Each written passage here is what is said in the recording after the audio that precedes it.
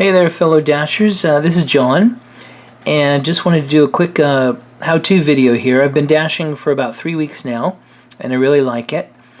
And I finally had a little time to go on YouTube to see if there were any helpful how-to videos on how to dash so I could get up to speed. But I did not really find any of value to me, so I figured I decided to share some things that I learned over the past 21 days. And these are really in no particular order. I guess we'll just start with the mobile app and just jump right in here.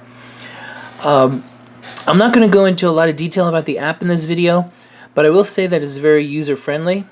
I appreciate how they designed it. Some actual thought went into it.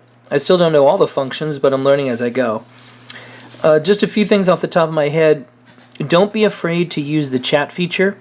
I was dashing about 2 weeks before I even ever used it, but it really is very helpful. And if the chat doesn't work, if all else fails, you can always call in a customer service. I didn't even know I could call in, and there's a number. The number is 855-973-1040. Now, when you call into that number, the menu will tell you just to use the chat feature, but sometimes things happen and you can't use the chat feature, like when your app crashes or you have a technical glitch and it freezes or something right in the middle of the delivery. You know, they never happen at the end of a delivery, they always happen in the middle. So then you have to call and speak with someone. But I also find it's also best in all other cases to use the chat function. It's much more efficient. Also, be careful to not to slide the delivery made button over. I've done that a couple times by accident, because right now you can't go back to the previous screen. At least I haven't figured out how to get the address. So then you'll have to call into the chat function and have them give you the address. And you'll have to use that chat feature. So this has happened a few times to me. The times that it has happened, they've just normally reset the app so you can just see the address. So you just back up and you continue on with your with the order of delivery. Now, with regard to your phone,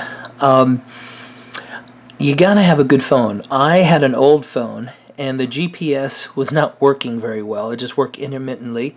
The voice function, where they tell you to turn at this street or that avenue, wasn't working either, and it was really very frustrating. The app would also keep crashing and would not allow me to log in, and so it was just very annoying. So yeah, I just finally broke down and bought a new K7 from a T-Mobile store for about $120, and it is so much better. I mean, way faster, and the GPS voice function works perfectly. So I'm just I'm enjoying it a lot more. It's not as stressful as it used to be. And we're going to go into it in our next section, but remember, if you're taking too much time to find the restaurant and or the customer, it will cut down the amount of dashes you can squeeze into the day. So let's jump into that. Let's talk a little bit about time. You have to be very aware of time. Time is an element that you need to be concerned with, because there is only so many hours in the day and only so many shifts you can sign up for. If you want to maximize your pay, you need to do as many dashes as possible. Now, I have heard some other dashers say, well, I decline any dash where the dollar amount is under $15. And my first question is why? As far as I know, we still get paid the exact same amount for each dash. But, okay, well, you could always say, make an argument that the tips are higher on the larger, more expensive orders. Sure, but there's no way to predict the amount of the tip. You only find out how much in tips you earn at the end of the dash. So let's kind of look at this in more detail. Let's say that a typical dash lasts about 20 minutes. I'm just picking a number here. So you can do 3 of those dashes in an hour. Now this is obviously in a perfect world. Now say you decline a dash because the dollar amount is too small, or for whatever reason, and you're waiting for another order. Well, how long are you waiting? 10 minutes, 15 minutes? I mean, what if you're waiting for another 20 minutes for a new order? You could have done the dash you just declined in that time period. So you just burned 20 minutes and made nothing. Just something to think about. All right, appearance. I always have a clean shirt, not wrinkled, and I wear it. I see some guys not even wearing the shirt. I saw one of those guys today.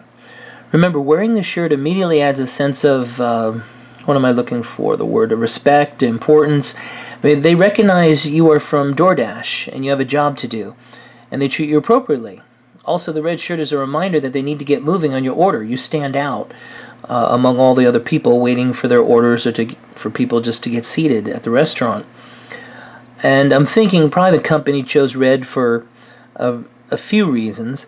Red, the color red is very strong. It's basic. It stimulates the mind and grabs your attention.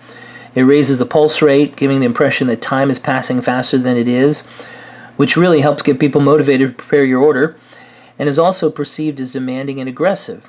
I mean, this color will help you to be more efficient and get the restaurant to expedite your orders more quickly. Remember what we just talked about, the importance of utilizing your time most efficiently. Now, perception is reality. If you act like a professional, you'll be treated like a professional. I always try to maintain a nice appearance, with hair combed, clean shaven, etc. And I also want to be polite. Please, you just remember to say please and thank you frequently, especially to the young ladies who are trying to get your order ready. And always try to have a smile on your face. It's very effective. All right, so let's look at some goals here.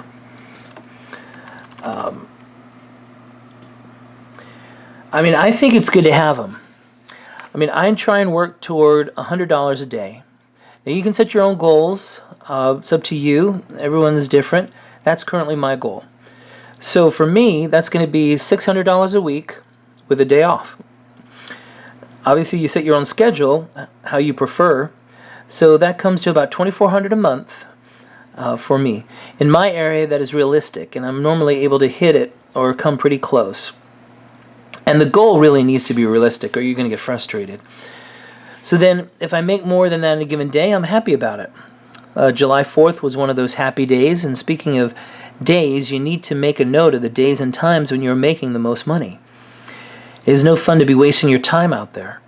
A holiday like July 4th is a day you should be dashing. I made about 160 on that day, and frankly, I thought it was a bit slow at times, but I hit and exceeded my goal. All right, let's move on to gas. Obviously, they don't pay for it. So you really need to keep a record of your gas charges. I keep a record each day. Now, I've driven all over my particular area. Depending on the city you're in, the gas prices can differ, currently about 50 cents a gallon. You don't want to get stuck in a city where you have to pay higher gas charges. You'll be driving all over the place, so pay attention to gas stations that have the cheapest gas. I always look for an Arco or some of the smaller mom and pop shops that aren't close to any major freeways. But they also can be expensive as well, depending on the city. So make a note of the address of the cheapest gas station you see. So how can this affect your income? Well, let's look at some of the numbers here. So let's say you put in $20 a day in your tank. Again, I'm just picking a number, so we can do some calculations. I try and find a station with charges between $2.60 to $2.95 a gallon for gas. If I have to pay on the high end, let's say $2.95, it will pump around 6.8 gallons for $20. Now this should be enough for my dash on the ride home for that day. But let's say you're stuck in a city and you have to pay 50 cents more per gallon. In this scenario, you pay an extra $3.40 for that tank of gas. Now if you're working full-time, you're probably filling up your tank every day. So let's say 6 days a week for 4 weeks. That's 24 days. And you're not paying attention to where you fill up your tank. That is an additional $81.60 in gas charges. Sure, this is a worst case scenario. Maybe you only fill up on expensive gas half the time, so it's only about 40, but you get my point. If we go back to the $81.60 figure, over the next 10 months, that would be an additional $816 that you're spending just on gas. $816. That's money wasted. That's more than a week of pay. I would keep a log as well of how much I'm using in gas for tax purposes. Mileage. I would definitely keep track of your mileage. If you go to some of these tax sites, A lot of them say that if you work for an employer, which we do, DoorDash, who requires you to do traveling using your own car, the federal tax law allows you to claim a deduction for the business mileage if you're not reimbursed for the expense. So you can report these expenses on a Schedule A form. But again, I'm not around here to give you tax advice. You can look it up online or check it out with your own tax consultant. All right, now, speaking of taxes, let's get to that here. All right, you need to be saving for taxes. And you think, well, how much? Well, again, you can go on some websites and check out and see how much you should be saving. I mean, I know it sucks to pay taxes, but you don't want to get to March or April of next year and have no cash saved to pay the state and federal taxes you owe. Now, maybe you do have another job and you're withholding more at that job to cover this particular extra income, or perhaps you have a good deal of write-offs, etc. Whatever is the case, it is important to keep taxes in mind. Now, in my case, $2,400 a month adds an additional $28,800 per year to my income. Now, when checking online at a tax calculating website, I found that I'll need to set aside about $423 per month to cover what I'm going to owe. Now, I know every situation is different, whether you're single or you're filing head of household or you're filing married with children, sure. I'm just trying to give you some guidelines about what you need to be thinking about. I would need to make sure I have around $5,000 saved by next year for the taxes I owe, if I worked a whole year of dashing. But I actually started in June, so I'll just need to save half of that. All right, some miscellaneous stuff. Well, I always try and carry a few dollar bills in my back pocket for tips. I don't tip everyone. I try and get a sense when and where and what situation and be really effective. Normally I just tip $1. It's really more of an art than a science. I try and tip the hostesses that are at the cash register or whoever's helping you with the order at the busy restaurants. Cheesecake Factory was the one that was told that I was told to do this the first time. I met another dasher, and he said he always tips the ladies at the Cheesecake Factory. I guess that's just what he does. You're going to stand out if you do this, since I'm sure not many dashers do this, and it will help to expedite your order with the young lady or the young guy that's there, since that's a chance that they may remember you for the next time. And I normally give them the tip directly. I don't put it in the jar. Remember, they work for tips too. All right, another miscellaneous item. I always try and keep a generic drink carrier in the car, because you never know how many drinks you may have to deliver. And the restaurant does not always have a good carrier that you can use. And if they do, it may not be suitable for what you need to do. So, now, another thing I wanted to mention here, and I kind of added this toward the end here, there are some restaurants where you need to walk in and order the food directly. It won't be ready and waiting when you get there. And here are some of the places that come to mind. Five Guys, McDonald's, Jack in the Box, Starbucks, Panda Express, KFC, the Dairy Queen, Jamba Juice, and Taco Bell. There may be others, but these are the ones that I've worked with and experienced so far. Now, what I like to do, if I'm driving to one of these places and my GPS tells me to go to this particular place, like a Taco Bell, I just did that just now. If I see one on the way, I'm just going to stop. I don't need to go to the Taco Bell that they told me to go to, because all of these restaurants have all the same product. They have all the same food. So I'll just stop and walk in. They all have the same stuff. And again, here is a way to save time. And remember, we've talked before how important it is to utilize your time effectively.